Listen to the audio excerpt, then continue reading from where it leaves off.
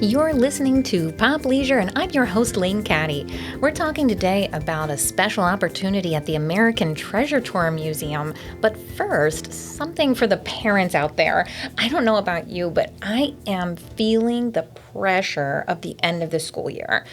This maybe it's just me, but every year, as a working parent, at the end of the school year, the transition from every day you wake up, you know exactly what's happening, where everybody needs to be. We're making them breakfast, we're getting them to school, then I'm going to work, and then there's people handling the after school bit, and then I'm coming home after that. I have everything down in very clear, systematic procedures, and I'm so happy with it. And then every year, the school year ends, right? At some point, the school year is going to end. And so it ends, and then there's 2 weeks of chaos in my home while we figure out what the routine looks like this year. And it's different every year because the kids are aging and they need different things, and it's just complicated. So here we are on the verge of the end of the school year. We just had Memorial Day. I hope you all had a beautiful holiday. And getting into the summertime, it's fun. I'm excited about it, but I am a little stressed, and I don't know about you, but I think that summer camp can be super helpful for the kids to give them some kind of routine.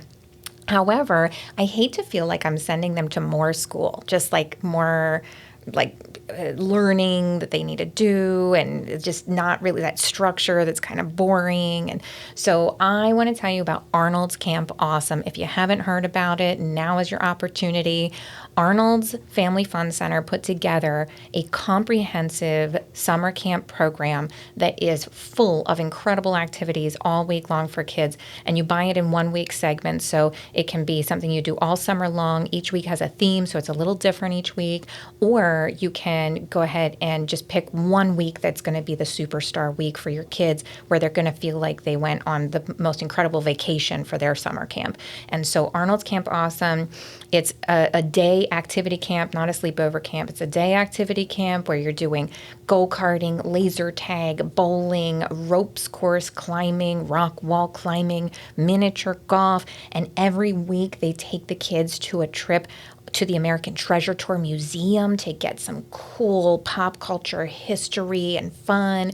And they also get to go to Oak Center Cinema for a movie each week, which is such a great experience. So they run around like crazy. They're fully on tilt doing all of the fun things that they love at Arnold's Family Fun Center. It's like going to a birthday party there and not having to go home for 5 days. Like, it's just incredible.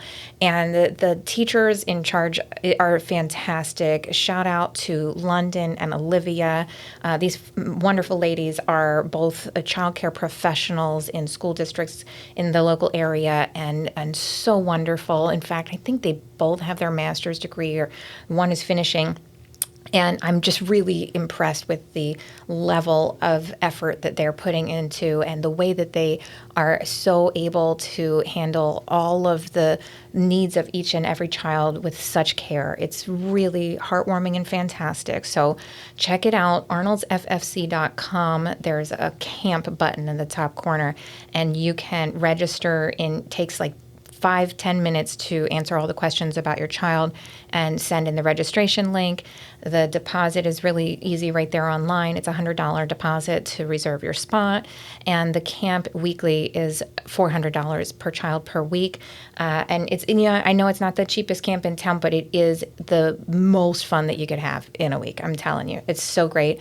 And for the convenience of the parents out there, they do like car-to-door service. So there's going to be greeters that actually come and scoop the kid out of the car for you in case you have like a little baby in a car seat. You don't want to have to unbuckle and haul them in. And I get it. I know how hard it is. So they've arranged everything. They've thought of every detail to make this as fun as possible. In fact, on Friday afternoon, the parents actually get to come in early for pickup and spend an hour in the arcade with the kids. So it's so much fun. So, all right, that's one way that you can get your summer off to the right start. The registration's open now for that. I know there's a lot of beautiful camps in the area. Shout out to our friends at the YMCA. They do a great program. And we're all researching like where is the best place to put the kids if we're working this summer. So good luck to you parents out there. It's going to be okay. At least we've got the sunshine, we've got higher energy, more daylight. It's good for us. But that transition period I know is really tough for me, and I'm thinking of all of you. So that's my go-to for the kids this summer. Arnold's Camp Awesome. All right, guys, we're going to get into our next segment with Bob Trait from Oak Center Cinema. Thank you so much.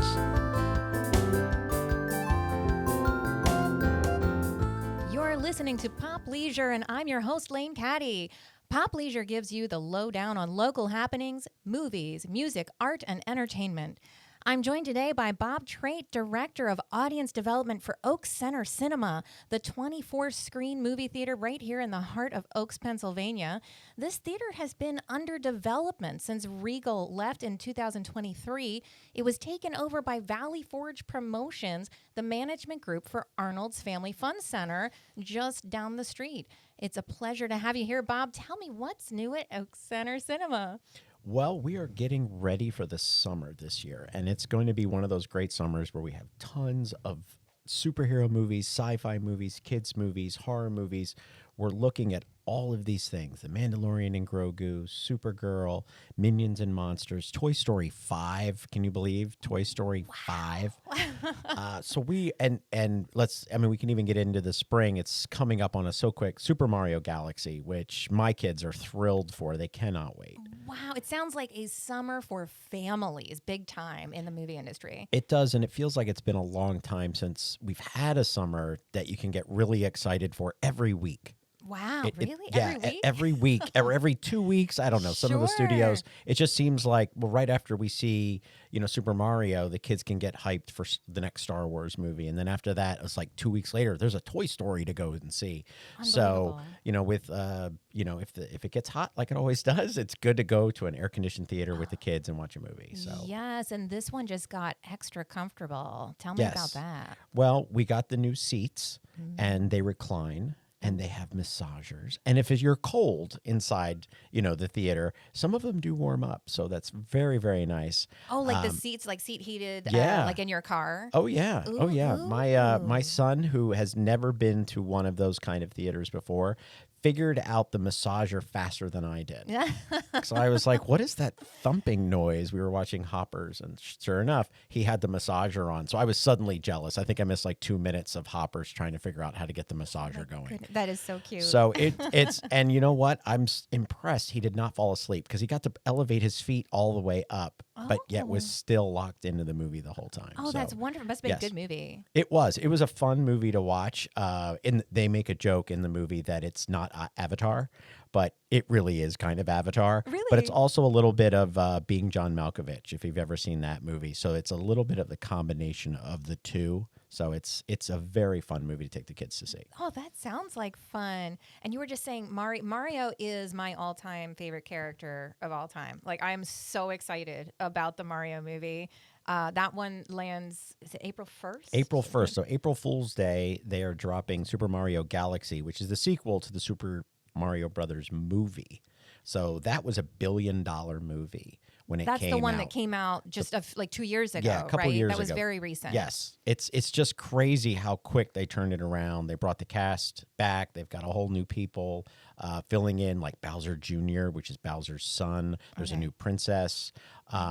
So there's a lot of new characters, but it just looks like it's an entire like space movie too. It's very crazy, and it does lead into the original Super Mario Galaxy game. So there's little hints of that. Did you play the game? I did not. Oh, I played every one of the games. I'm not a Mario person, which is weird. Oh, I Bob, was you're always missing like, out. I played the original NES, and then I played like maybe like 3 of those. And then I got Super Mario World because it came with my Super Nintendo, and I never touched it until about 2 years ago. Got the old system out, plugged it in. My son is addicted. Oh, I bet. So I bet. it's great because there's no downloads every time he has to he puts the cartridge in, hits power, and he doesn't have to wait 10 minutes for the latest update. Right. So, The fact that it's still on a cartridge is like so cute. The fact that it still works. That's even better. That's crazy. So Yeah. I tell his godfather, I said, remember that Christmas present you got for me over 30 years ago, well, your godson's now playing it. Oh, wow. That's a keeper. Oh, my gosh. Yeah. That's fantastic. Fantastic. I think Mario Galaxy was on the Wii U, which was, no, not the Wii U. What was before? Right now, GameCube? no. It's the Switch. We're on the Switch now, and before that was Wii U, and before that was just the Wii. It was Nintendo Wii, Okay. which was like the first time that you could like wave your controller around at the screen, and there was a cursor that would move.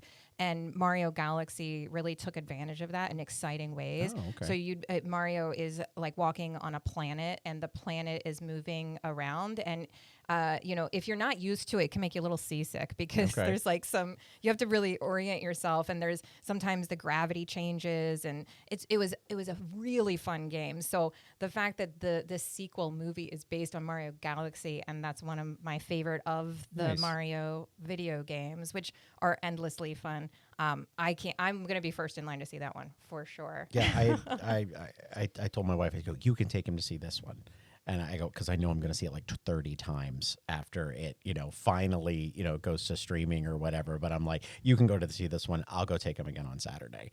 We'll just do one of those. So you get one in, and then I'll do the next one. Then you'll do the next I'll do one. the next 2 one. and 3 and 4 and 5. Exactly. Because I'm already we've watched the original. And he didn't go to the movies when that came out. He was far too little. So now he's like, oh, all about it's movie night. And unfortunately, movie night also means it's Mario night because we have to watch that movie for some reason. So that's great. I equate it to his Star Wars. Like, yeah, if I had the option, I would have watched Star Wars every time. So I equate it to that. He just wants to watch Mario. He acts the whole movie out, too, which is the weird part. Oh, that's so cute. The whole fight scene at the end with Bowser, and they're in Brooklyn, and he acts the whole scene out. It's amazing. That's very the sweet. detail. It's just it's fantastic. Do you remember that there was a Mario Brothers movie that came out was it the early 90s? That was not great. No, Bob Hoskins and John Leguizamo and Dennis Hopper. It was very weird. They kind of disowned it. It's very strange. There was Very that, strange and film. then there was another video game movie, Street Fighter, with I can't remember it was one of the guys from Party of Five, and Alyssa Milano, and it was one other person, and I cannot remember who that was, but that was another one of the weird video game movies of late 80s, early 90s. I think the struggle was that it requires so much special effects, and we weren't like technically ready for it. So the story just had to work around it, and it just came off. And animation strange. at that time would have been 2D, would have been far too expensive.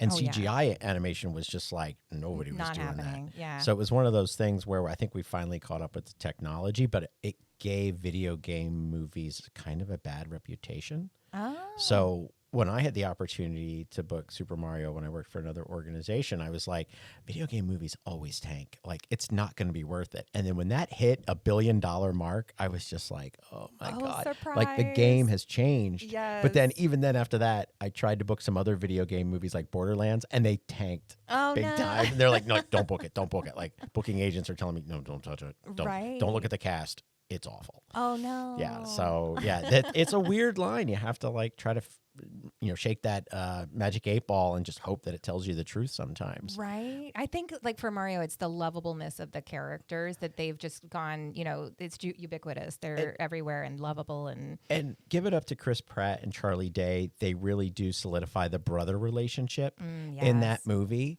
And for someone who has 2 sons, it's a great little thing for the oldest son to look up to, that know that he has to protect his little brother.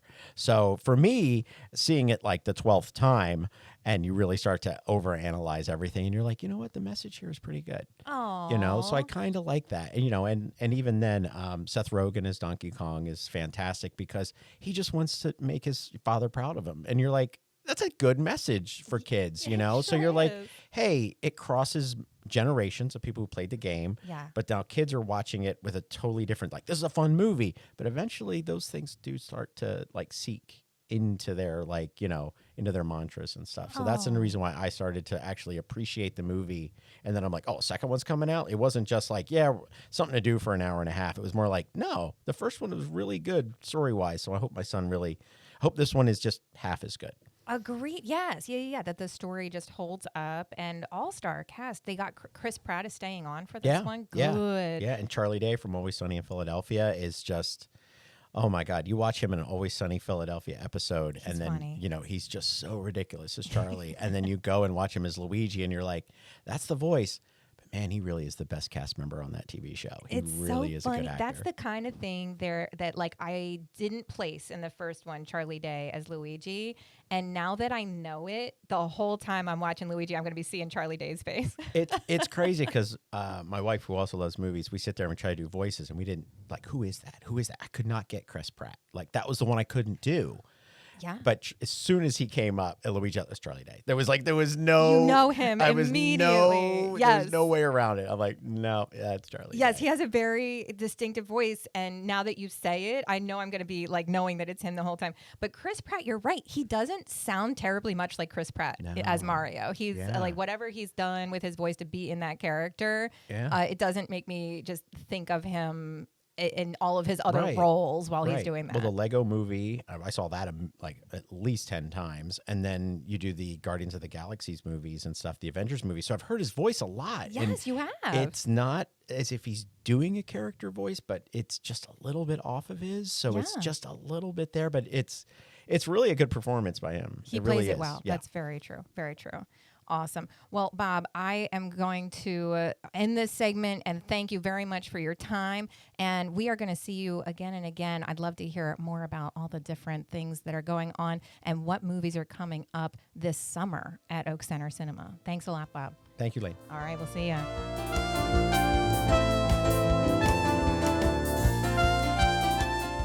You're listening to Pop Leisure, and I'm your host, Lane Caddy. Hi, how's it going?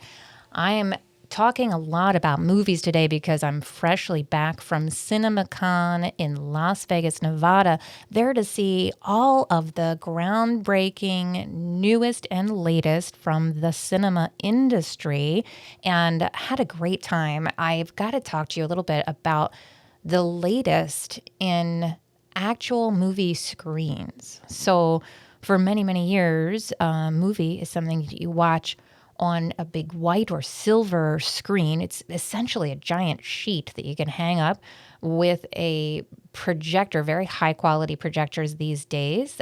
You can remember the reel-to-reel projectors from ages ago when film was actually on a piece of film and they came in these giant discs. And I could not tell you too much about the history of that. I'll have to get Bob on here and he can talk all about the development of the different reels. But more recently, projectors are laser quality projectors. And they're projecting from the back of the room to the front of the room onto a giant screen.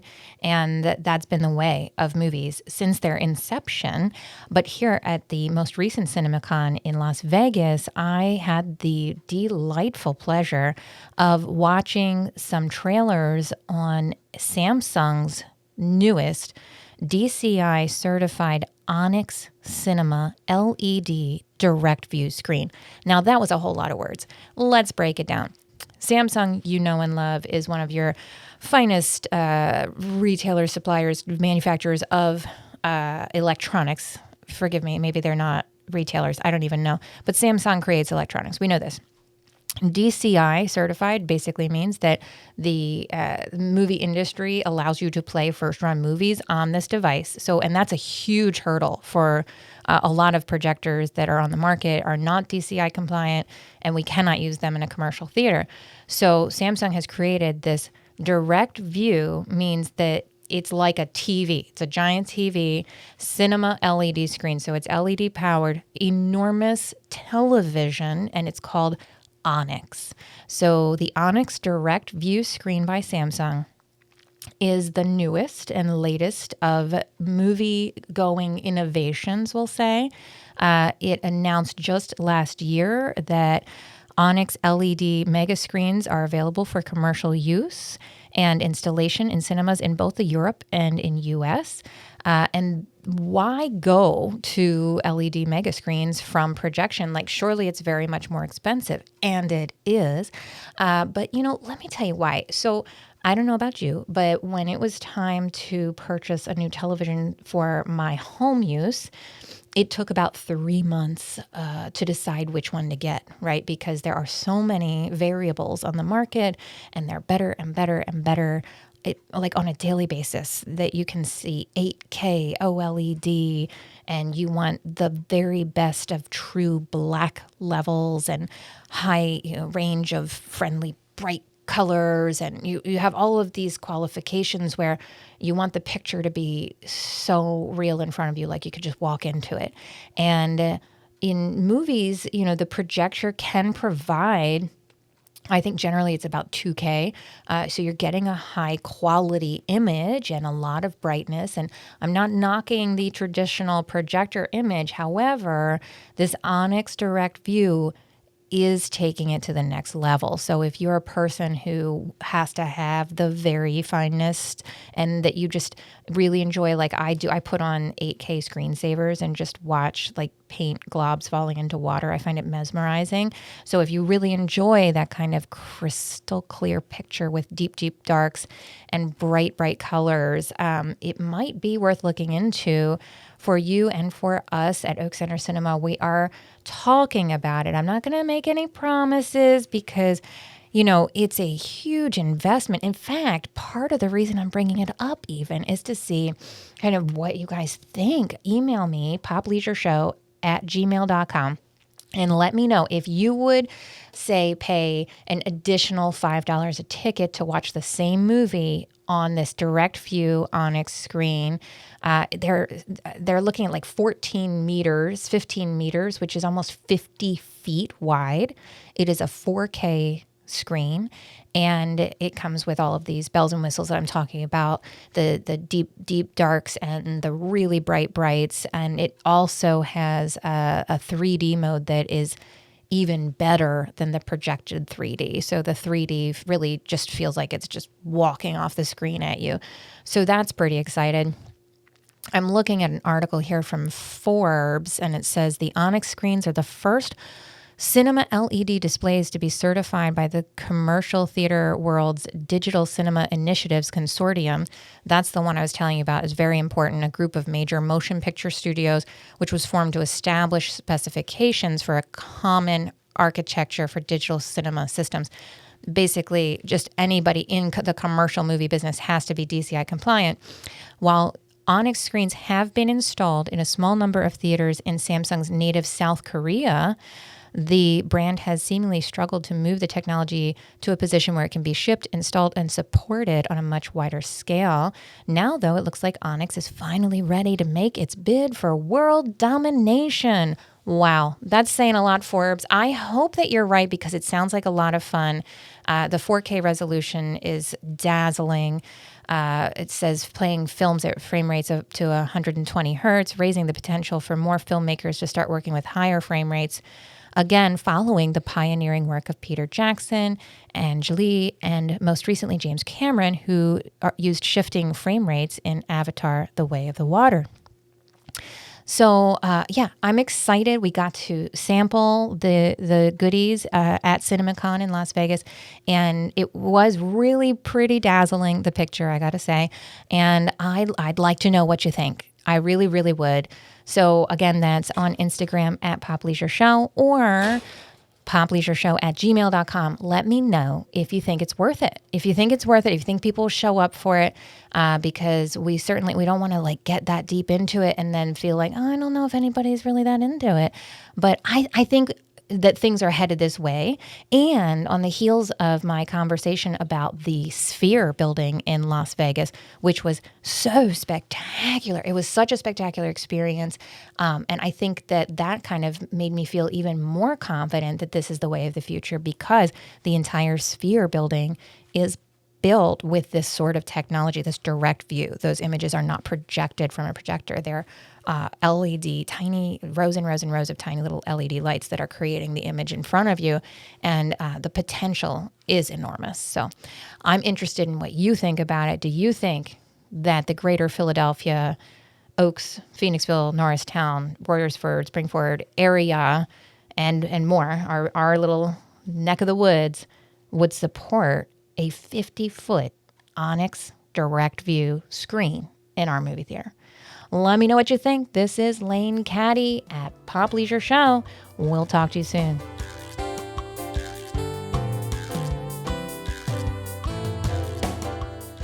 You're listening to Pop Leisure, and I'm your host, Lane Caddy. Pop Leisure gives you the lowdown on local happenings, movies, music, art, and entertainment. Let us know what's going on in your neck of the woods at Pop Leisure Show on Instagram or email popleisureshow@gmail.com. I'm joined today by Ashley Gallio, manager of the fascinating American Treasure Tour Museum. But before we get into more information about the museum, Ashley, I want to learn more about you. Hey, lady, what's happening? Hey. How you doing? Good. How are you, Lane? I'm good. I'm good. I'm so happy to have this conversation with you because we work together, but you're like my pal. I think you're so much fun. And, I've never really even asked you things like, well, like, where are you from? I'm from Conshohocken, so not too far. Born and raised, like a lot of time in Conshohocken. So when I was like 18, or actually, I moved out to Oregon for a little bit. So I'm from Conshohocken, but I moved out to Oregon, and since I came back, I've kind of been all over the place. Like I lived in Schwanksville for a little bit, and that's a nice town. Yeah, good. I did like Schwanksville a lot. Yeah. It's really cute up there. And so close to that, the park. What's the park right across from Ott's Greenhouse? Plank Park. Okay. Is that the one? I've never been to it. Oh, really? I know that Evansburg is out there, and there's like out that direction anyway. Yes, I've been hiking in Evansburg State Park, and I feel like there's a few houses inside of Evansburg State Park where people live. And I thought that was so unusual. Yeah. But maybe it's not. Like, maybe that's a normal thing. But it surprised me when I was hiking and, like, came upon a home. Yep. I had the same reaction. Yes. Yeah. It seems surprising. I don't know about that. Somebody, if you know more, tell us. We're dying to know what's going on there. Because it doesn't seem like a normal setup for a state park. But, like, hey, whatever. Yeah. That's all right. Make your own rules. Yeah, make your own rules.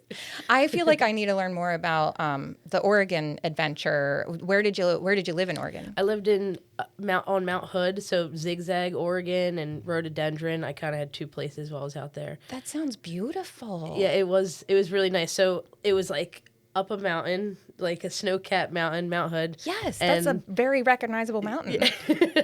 Yeah, and I lived off a Forest Service road, kind of in the middle of the wilderness.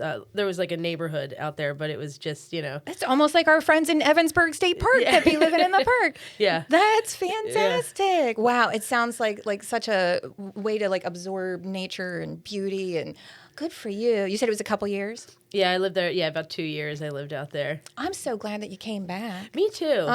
Honestly, the Eagles won the Super Bowl, and I was out there the first time, and I was out there, and everyone was calling me, and they're like, Ashley, we just won, and getting so excited, and they're like, this is great, and I got FOMO.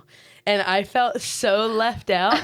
And I'm like watching the game from Oregon, and I'm like, I need to go back to Philly. That night got on my phone, and I ordered a trailer on U-Haul to get your stuff over here. To get my stuff over here. Yeah, that I was is like, hilarious. I'm going home. The Eagles brought her home, guys. The Eagles. Are you a big sports fan? No, it was the FOMO. It was just like they're all be having fun, and here I am the whole way across the country. Yeah, it was. I love it. Don't get me wrong. I had great friends out there, and we had a really great time. It's just a different pace out there. Oh, definitely. Philly people have just this thing that not a lot of people have anywhere else. Yes. I was missing it. It's almost aggressive, if I'm being honest. Yes. Yes. But we're used to it, so we're comfortable here, right? Yeah. That's so funny. Well, I am, for so many reasons, tremendously glad that you came back. One, because you're just lovely and I love spending time with you. But also because the American Treasure Tour Museum is like so exciting, and you make it so exciting too. You really do. You have such a big part in the way that people experience the museum. How did you come to be the manager there? So I saw a job listing for a track manager for the go-kart track for Arnold's Family Fun Center, which is the sister company. And I applied for that job, came in and interviewed, and they made me the front desk manager instead of the track manager. And at some point, Cindy, the manager who used to be at the Treasure Tour, she came over and she was like, "Would you like to do tours?" And it was already on my radar, the museum. Oh, and had you been to it at this point? So David mentioned it to me, the manager of Arnold's mentioned it to me, and I had popped in. Like, I left work one day and I stopped around because I had to see it immediately. Just kind of poked your head in. And I poked my head in, but I didn't have enough time to stay. Okay. So I got like a taste of it and I was like, oh man, like I really need to see this. And so right after that, Cindy came and asked me like, hey, would you like to do tours of the museum? And I was like, inside scoop, like, that beats going to visit the tour. Like, I get to like give tours of it. Yeah. Like sign learn me about up. like what's going on up there. Oh wow. So you had just like a tiny little taste and you were like, yes, I want more. Yes. Oh yeah. wow. And, Oh wow. And then Cindy had stepped down at some point, and I went to Jerry, the CEO, and I said, "Can I be the manager of the Treasure Tour?" And so, yeah. Good for you, girl. Wow, that's so cool. What a cool story. Like it's so, you never know what's going to happen, right? You started out, you were front desk manager at Arnold's and the whole thing just evolved and then and how many years have you been the manager there? Oh, I say years because I know it's been a number of years. I don't remember. You lose track track when you're having fun. That's okay. So much fun we don't even know. That's all right. I think I've been with the company for about 4 years. Sure. And the Treasure Tour I've probably managed for two or three. 2.5, 3 years. That sounds about right. It's funny. We're like deciding together. Like, yeah, probably. We'll go with that. Yeah, we'll go with that. We'll go with that. Well, like I said, you're have such a bright spirit that everybody can read from across a room. Like you're so energetic and positive, and it's such great vibes, and you bring it to work with you, and I love that. And the tour is really, when I think about what ties together everything in the museum, because it is eclectic and it's an eclectic mix of things. And it's like, well, what brings all of these things into one place? And it's fun. The answer is fun. Most definitely. Yeah. Most definitely. So you really need to bring that fun energy to it and helping people to get to a place where they can have fun, because we're all so intensely busy these days, and we're, distracted, and we're frustrated, we're stuck in traffic, we're stuck in our phones, we're dealing with a lot of seriousness, and it can be hard for people even when they intend to, like they come out to a place like that intending to have some quality time with their friends, their family, and have fun. And it's like a long uphill journey to even get there for a lot of people. Right. Right. And I think that having people there that give that kind of energy, it goes such a huge way in helping people get into that mindset. Like, oh, this is fun. We're having fun now. Thank you. Yeah. So props to you. You really keep the spirit fun. Thank you. And I think that is making the experience there like so special for so many people. We definitely see a lot of amazing, feedback from the guests. Do you have any memorable ones, like feedback from guests that just had an amazing time? We generally get, not particularly. We do get a ton of, good feedback. Yeah, super excited reviews. Like I read through the reviews on Google and go, wow, thank you. That's so. This makes us even happier to see that the mission accomplished. People are having fun. Yeah. Definitely. It always tickles me when I go on those reviews and I see friendly staff, and even when even if there's like an issue of any sort, which is so rare, it says, "Oh, but the staff was friendly." Oh, yeah. And I'm like, yes. Good job, guys. Crushing it. Way to go. Way to go, team at the American Treasure Tour Museum. Actually, it's not the only one. There's a whole team of people there. They're really all like top-notch folks. Oh, yeah. Top-notch folks. Yes, definitely very friendly. Well, there's an event coming up at the Treasure Tour Museum Sunday, June 14th. There's a special tour. It's not the regular run-of-the-mill tour. Sunday, June 14th from 6 to 9 p.m. It's a 3-hour event. Tell me about that. So this is our special director's tour on that evening. And so normally when you come to the museum, there's a 35 to 40-minute tram ride, and you get to do the walking tours. One of them is a classic car walking tour, and the other one is our music room. But with this special experience, you actually get to get off the tram, which takes up about 75% of the collection. So normally you would be, on the tram, which is also an amazing experience. Oh, definitely. But this is a super exclusive experience where you get to walk around with the director, Ross Brockman, and he tells you more about the collection that you don't hear in our normal tram tour. And it's also an experience if you're very interested in something specific in the museum, you can tell the director that, and Ross will go into a little bit more detail about the items that you're interested in. So it's your tour. Wow, that's such an opportunity because we do get a lot of questions. I hear a lot of questions like, oh, can I get off the tram and go see, behind or up close something? Or if you took the tour and you can't stop thinking about the one thing that you wanted to understand better or wanted to take a picture or video of that you weren't on the moving tram. That's one of the reasons for this, right? That you get people saying like, oh, I just want more. Yeah. We just want more. We want a little more of the American Treasure Tour Museum. So this is the opportunity.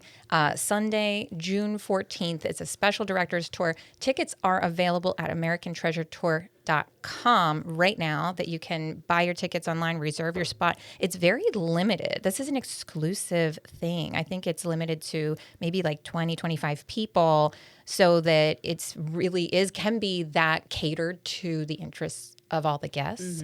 And Ross does such a great job. He's like a historian of the items. That's really his main bag is knowing. He knows so much. Everything. So much about. And what's crazy is there are just millions and millions of things in the collection to know about, and he can really illuminate on most of them. It's true. It's you pick a wall. You put him in front of a wall at the museum, and there's many, many walls filled with many stuff. But if you just, put him in front of one, and he can tell you, talk for an hour about just the items that are in front of him. He's just so knowledgeable.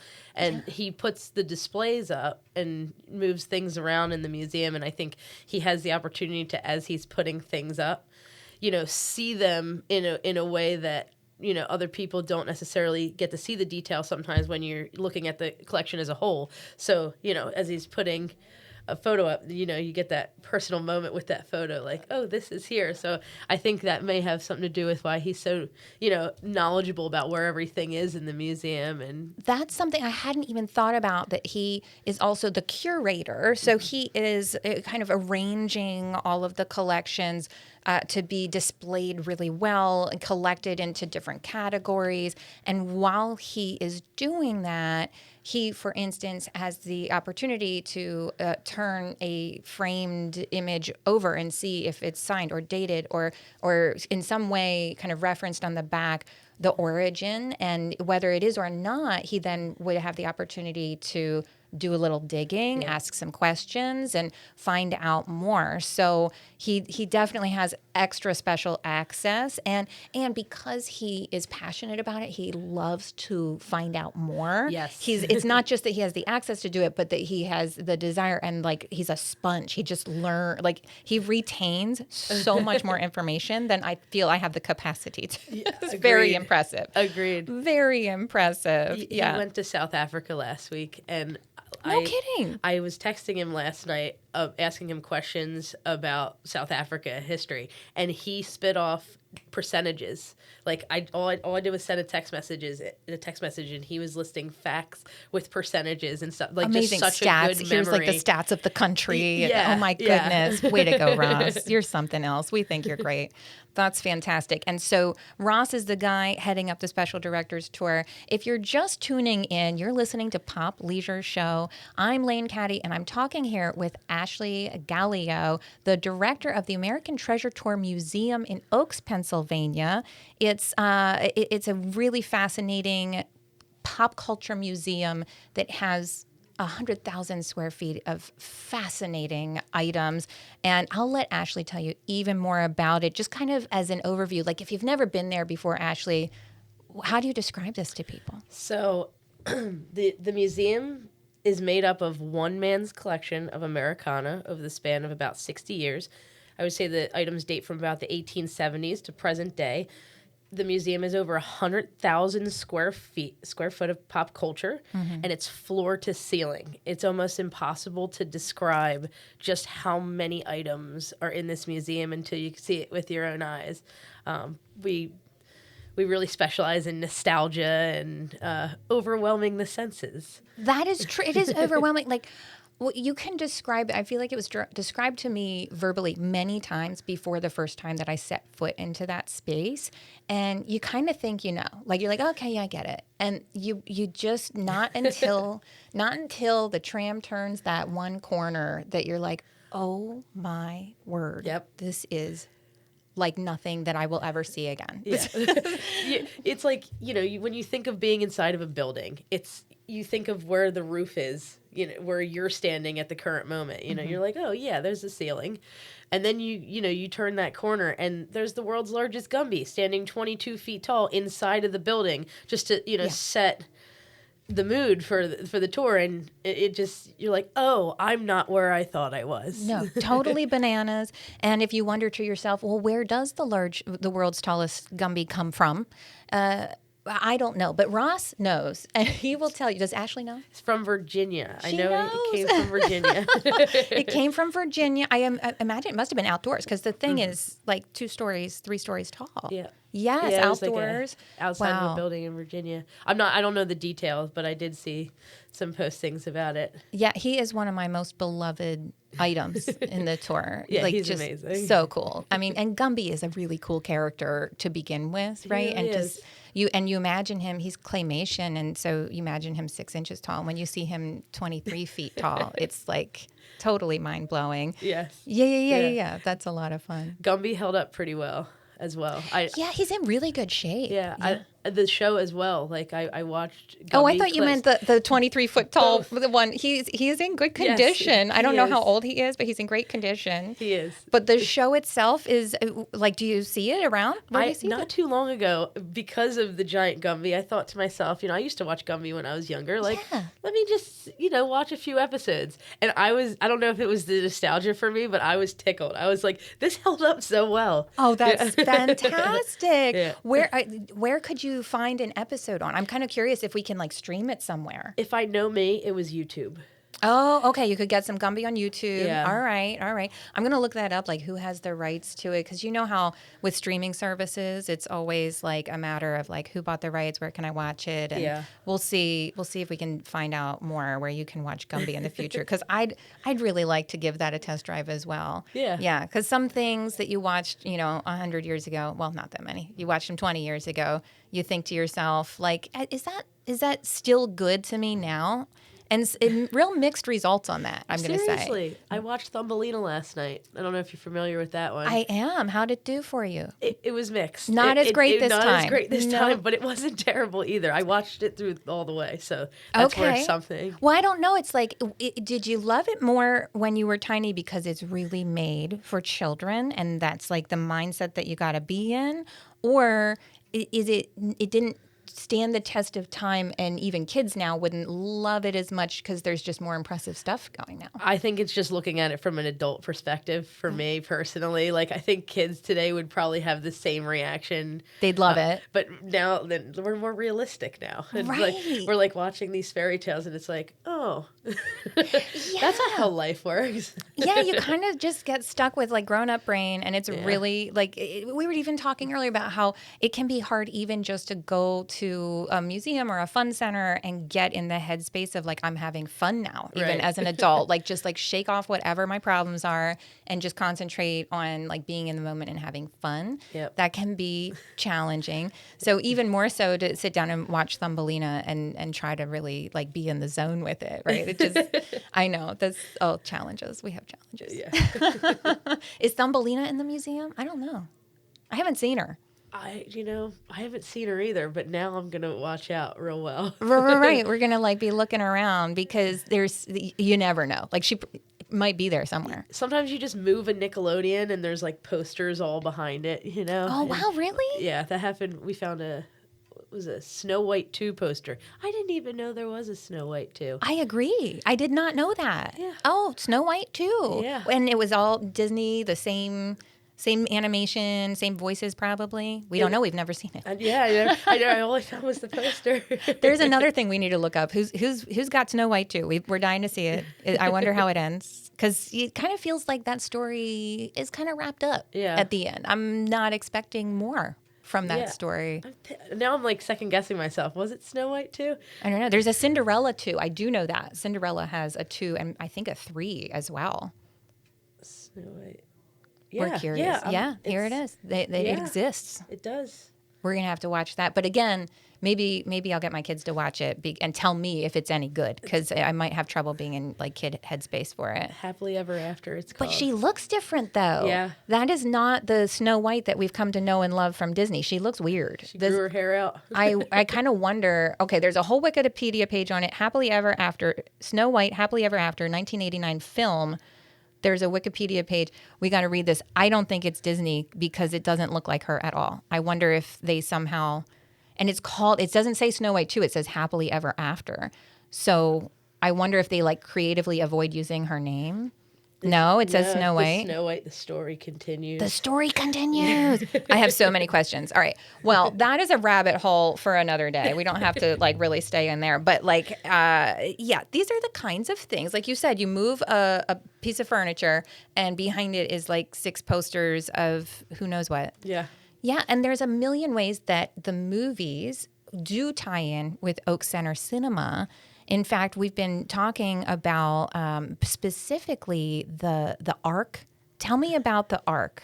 So the Ark of the Covenant was one of our donated items, actually. Well, most of the museum was purchased by our anonymous collector. Yes. That we have in recent years we've had people reaching out to us with items that they want people to see and want to donate to us, and we've taken them, and one of those items was the Ark of the Covenant. That was an amazing email like, hey, would you guys like an Ark of the Covenant?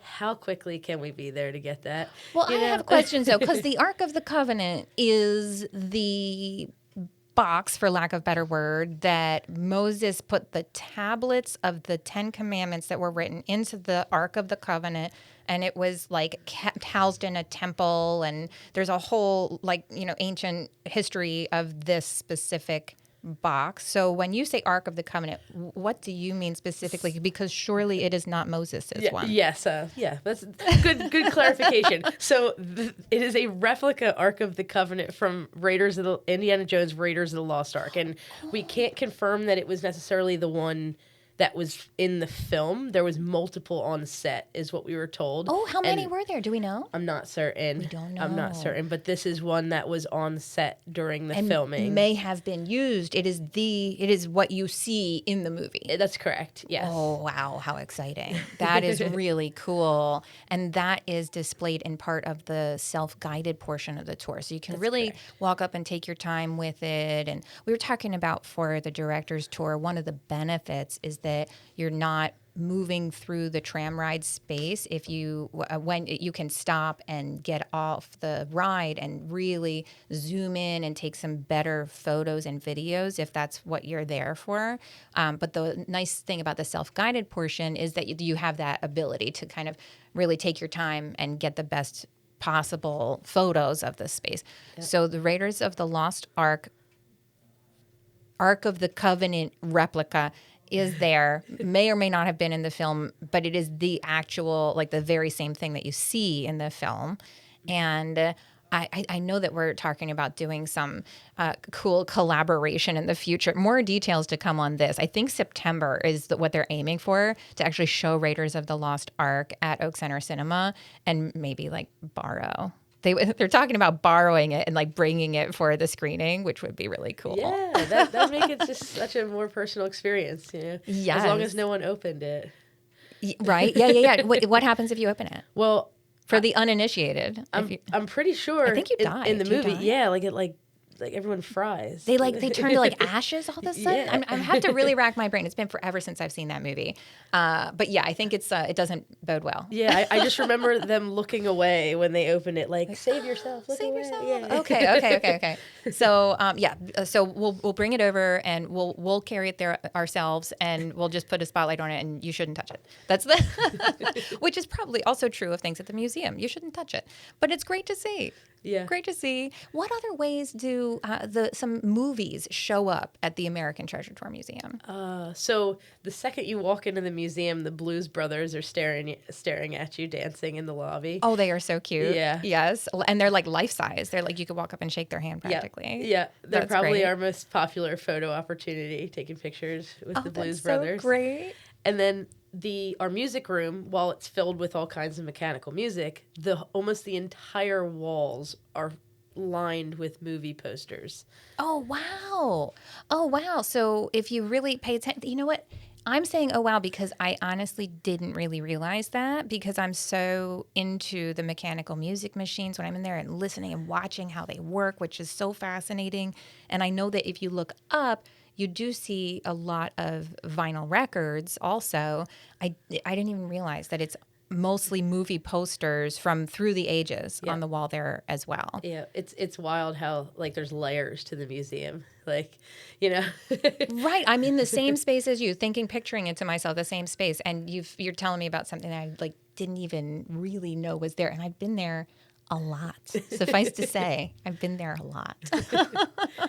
And that is the beauty of it. It's not a once and done thing. It's something that people come back regularly because you can have this experience over and over again. And it is, first of all, it is different at times in the future, isn't it? Like you'll find that you're going to have, actual additions to the collection from one time to another. Yes. And then in addition to that, even if there wasn't, there are things that you just don't see because it is such an overload for the senses that you can really just focus on a different thing each time. Yeah. It's almost impossible to really pick up everything that's in any of the rooms that are in that museum with like our normal human senses, I would say. I know, like it's just so overwhelming. I need like a third eye. Yeah. I've been there for, like I said, years. And just the other day, I was driving the tram through the building, and there's a giant Big Bird plush. And I'm like, was that always there? And they're like, yeah. Oh, it was always there? There's always been a Big Bird. I'm talking like the thing is as tall as I am. Oh, my goodness gracious. and I didn't notice. It's Never wild. I've done thousands of tours. Right? Never saw it. Never saw it. Big Bird, like, and is there other Sesame Street characters with him? There is. Oh, There's how sweet. the Cookie Monster, and who else is there? Bert and Ernie. The Count, Bert and Ernie. How about Oscar? He's my favorite. He's so grumpy. I think he is there. There's something I sort of love about a grumpy grump. I'm like, oh, it's okay. You're going to be all right. Yeah. Oscar, we love you. You know, Sesame Street has changed a lot over the years also. We were talking about like the test of time with kids content. I mean, they're still making brand new Sesame Street, but there's like all different. There's Abby and Zoe, and there's new characters that I'm like, I don't remember them. Is the Veggie Monster still a thing? I have never heard of it. Tell me about the Veggie Monster. I don't know. I heard that. Maybe it was just like hearsay, but I swore I heard once upon a time, years ago, this must be, that they were getting rid of the Cookie Monster and switching out for the Veggie Monster. But oh my heavens, that's hysterical. Somebody fact check us. Email me, seriously, popleisureshow@gmail.com. Is there a Veggie Monster on Sesame Street? I have to know. That is hilarious. And I sort of get it. Like, I'm a fitness freak. I am. Like, my little boxed lunch is like cucumbers and avocado and chicken and cottage cheese. Like, so I sort of appreciate it because that's a good messaging for kids, like veggie. And how hard is it to get the kids to eat well, right? They need some better messaging for it. Yeah. But there's something extra funny about that, like, because the Cookie Monster is like a cute concept. Like, this makes more sense a little bit. Yeah, and he's super nostalgic, and Yes, yeah, so with the blue guy with the cookie jar, and he just rams them in his mouth. That is. I can't picture it as well with broccoli. Like, I want to see it. I think I need to see it. We'll find out. Maybe this is like completely made up in our minds. I don't could know. be. This Someone could be was fake messing with me, news. maybe. Yeah, right. Yeah, let us know, guys. We're dying to know. And also, not only does the Veggie Monster exist, but do we support it? I want to say, yeah, I kind of do, even though it's sort of ridiculous. I would support it. I do support it so long as the Cookie Monster is his friend. Yes, there you go. There you go. We think that they should both exist and that they should be friends. Yeah. Perfect. Well, not that the Veggie Monster is at the American Treasure Tour Museum, but you can see the entire Sesame Street, and maybe not the entire Sesame Street cast, but a whole lot of them in on display at the American Treasure Tour Museum. That's part of the tram ride tour. The museum is so big, 100,000 square feet, that the tram ride takes you through most of it on a ride so that you don't have to walk it, which I think is quite a relief. When you go to a big museum like the Smithsonian or something, it's kind of daunting, particularly if you have like a small child or someone elderly, that you feel like might be kind of hard for us to physically manage this huge space. So you get to see a lot, and all of the things are fun things, whether they're mechanical music machines, classic cars, animatronics of all kinds, holiday displays, endless fun circus things. There's tiny miniature flea circuses in addition to sideshow posters and just the most fun stuff you can imagine. And it is really chock-a-block, floor to ceiling full. And the ride through, I think, adds to that layer of what makes it fun. Definitely. Yeah. And it's a museum that doesn't take itself too seriously, right? Where it is different. It's not behind glass and, in that kind of museum sense that you think of when you think museum. It's something different. And it is really a super fun thing to do on the weekends with your family. In fact, it's been so popular lately that we do sometimes sell out certain times. So the tram leaves. Tell us about the timing. So we're open from 10 a.m. to 8 p.m. on Fridays and Saturdays, and we're open from 10 a.m. to 5 p.m. on Sundays and Mondays. Mm-hmm. But our trams leave every hour on the half hour. Okay. So we open at 10, they start at 10:30, and then 11:30, 12:30, all the way until 6:30 on Friday and Saturday, and our last tour leaves at 4:30 on Sunday and Monday. So if I got 10:30 tickets, I might want to come at 10 and kind of just see what there is to see, look around, and then get ready for my actual ride through the museum at 10:30. Yep. So that's the concept there. And we definitely recommend getting your tickets ahead of time at AmericanTreasureTour.com because limited space available on each ride through, and they leave once an hour.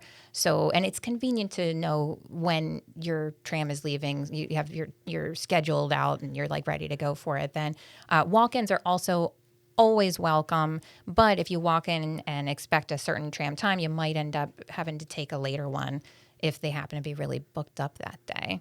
Yeah. But I think that the director's tour, for if you've ever been there, or maybe you've never been there, but you're like, I've got to get the full experience. Again, that's Sunday, June 14th at 6:00, and you do have to pre-purchase your tickets for that. They are available at the same rate on the homepage at AmericanTreasureTour.com. And Ashley, is there anything else I'm missing about telling the good people about how to see us, how to connect with the American Treasure Tour Museum? Yeah, so on our social media accounts, we have YouTube, TikTok, Facebook, and Instagram. If you follow us, we post videos weekly about more inside looks of things that are happening at the museum and items at the museum. And we also publish our events, like what's up and coming. Sure. So if you're interested in getting involved with one of our director tours or maybe even one of our photography workshops that are coming up, like August 1st, we have the Uncovering PA photography workshop. Oh, cool. You can see that information by following us on any of our social media pages. And it's at American Treasure Tour? At American Treasure Tour on All Instagram, TikTok, Facebook, or YouTube. All of them. That is so great. I definitely, guys, if you're on Instagram, it is one of the coolest Instagram pages, and just fun little, like we're talking about the whole time. The museum is based on fun, and so each little Instagram post is just a little bright spot of fun in your day, and it really is. And they put together some great stuff. Props again to you, Ashley. You put Thank together you. some great stuff that people really enjoy. And like I said, it doesn't take away from your experience of the museum, because the museum has such endless things to offer and to see that you're not going to like ruin the experience. Trust me. By following on Instagram and getting these like fun little daily insight things. I just love them. I think it's really great. Really great. Well, all right, guys. So you've heard it here. If you'd like to get in touch with the Treasure Tour Museum, it's AmericanTreasureTour.com, or follow them at American Treasure Tour on all social platforms. I'll say, I'm sure we're missing a few, but the big ones. That's where you can get in touch. And also there are opportunities for private tours, events. If you want to get in touch even further, go to the website and there's a contact information there that you can get in touch with Ashley herself, and she'll help you book out something if you want to have. I had a beautiful birthday party there about a year ago, and it was so much fun. And I'll say this about the birthday party. What's cool is whenever I have a party like that, and I think most people agree with me, you're bringing in people from a lot of different aspects of your life. So I'm bringing in some of my neighbors, some of my colleagues, my family, my husband's family. And so there's a lot of people that don't know each other really well, and we're all going to share a party together. And what happened was we all got there. We had a little appetizers, lovely appetizers, and then we did the tour ride through the museum. And then we came back, and everybody had a shared experience to talk about. And honestly, socially, it was the easiest party I've ever thrown, because it made it so easy for you to sit next to someone that you absolutely don't know and say, how about that? I just thought that giant Gumby was like so nostalgic for me, and that was my favorite part. What did you think? And they'll say, oh, I just love classic cars, and they'll start rattling off the stats of some Corvette that they saw. I don't know. I'm sorry, guys, not a car person. I don't know. But there are some fascinating cars there, and they'll tell you all about that. And so you have this shared experience for the party that brings people together, and it was such a perfect solution as far as like what to do to have a party for me. So highly recommend, get in touch with Ashley. She'll help you out. She'll set you up with a birthday party. It's a very interesting perspective. I mean it though. Yeah. I really mean it. It was super helpful in bringing together lots of people. And there are other purposes for that, maybe like team building, company events. It's another super helpful way to have an event where everybody has a shared experience so that they're more comfortable just kind of getting to know each other. Yeah. It's terrific. It's been wonderful getting to know you more today, Ashley. Likewise. Thank you so much for joining us. All right, guys, this is Pop Leisure signing out for the day. Have a super good one. Bye.